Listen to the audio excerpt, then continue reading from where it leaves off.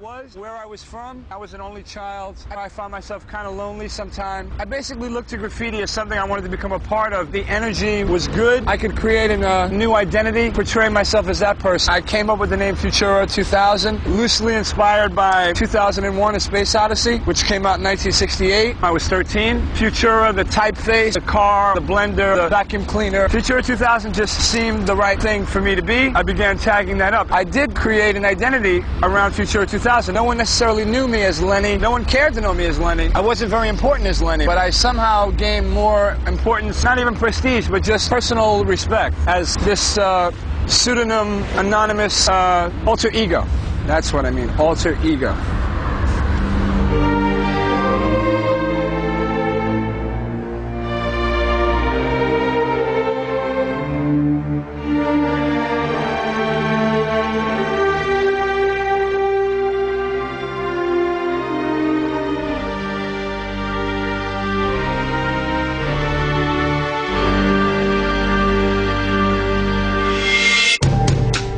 The tag is really short, sharp shock of who you are, and it's easier to get that around and get many of them around. So it's about coverage. The analogy of a dog pissing and marking his territory, in a sense it's kind of true. I mean, you mark your territory and then you're happy to go back and check the scent. Every piece came from tagging. Like a piece is nothing more than a fat tag with outline and designs. Tagging's the lowest common denominator of piecing. Like a piece takes a few hours, like a tag takes a few seconds. But you should try and apply as much skill into your tag as you're going to do into a piece. It's in your mind, and sometimes 24 hours a day you're thinking of it, or doing something, or what can I do tonight, or what shall I make a piece, or shall we go out and bomb somewhere. It was just for fun, you know. Mostly not on any new kind of fresh wall. Except public transport. That's always possible. Always. He was looking every second of putting your name somewhere. And it's still fun to do it, you know. After all these years, it's still funny. That's so strange. I finished about 20,000 cans. And that's no bullshit. They're cleaning a lot nowadays, but I'm sure that in 2000 I'll still see some rhyme tags. I don't have any preferences or scruples, you know. Like, I mean, like I love looking at buildings, you know, but that will not stop me if I had the chance to put a nice tag on one. That's stupid, like to make a tag on the shirt, or I prefer like go on the police station and make tag over there. For me, I take graffiti as an art, as an expressing of yourself. And when you do historical building, when you build something and it's beautiful, I think that's the same, you know, because you put something from you into it. We're in the midway between art form and totally vandalism. This is too human, this kind of stuff. The city, even before graffiti, Roma, it was crowded of names. Even if it's a political, you know, group, or even if it's his girlfriend name, there will be always a guy who would start drawing his name. 2 years ago, I went to London for Christmas, and I walked down Shaftesbury Avenue, and like 2 days later, like I walk through it and I see Dwayne tags and a few other local things. So now I know that some guy from Sweden passed through Shaftesbury Avenue between this and this date using this and this color, and like where it's placed and how it's placed and how big it is or how it's shaped gives you an idea of the movements he had to do to make it, you know. So the placement of the tag is really subtle. There's subtleties in it, as well as the thing of dangerous places, harder places, tags by police stations, and risky things like that. It is a minor contribution to the overall scene, and in some senses, you know, it doesn't look very appealing. But like I say, at the same time, there's nothing like a truck or a gate or some particular wall that just has nothing but tags, nothing very beautiful. It's a real snapshot of what the movement really is all about. And that is individuals writing their names on walls, expressing who they are, in the most minute way, their tags.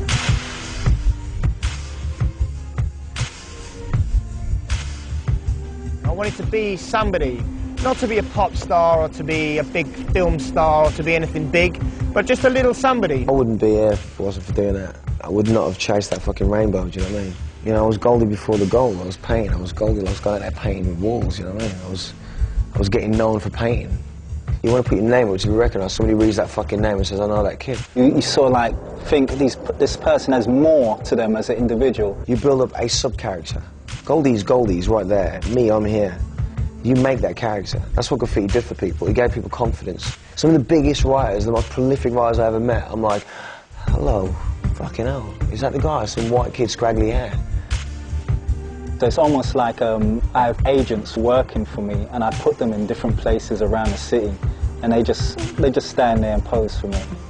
And everyone walks by and they say, yeah, that's me, that's Prime. You never lose that.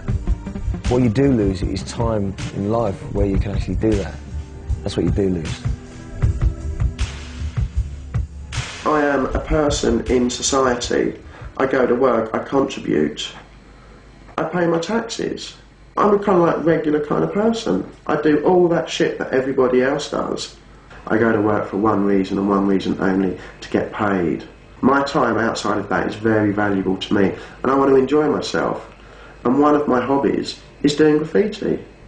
Everyone's got a tag, and if you've got 10 tags on a shop shutter or on the side of a wall, none of those tags are really going to stand out unless it's somebody who's famous. So I didn't want a tag. I wanted like a symbol, something a little bit stronger than a tag. So you can just catch a glimpse of that, and that's it. You recognise it, you know it's there, you've seen it, and it's like, yes, there it is, there's another one.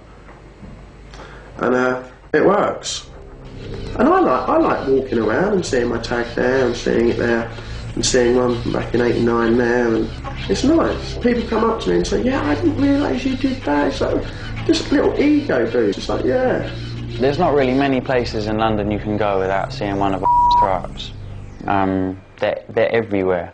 Once you stop, nobody's talking about you after a couple of months. You're dead, actually. So that's what you actually keeps you active. I mean, you have to do more, so people still speak about you.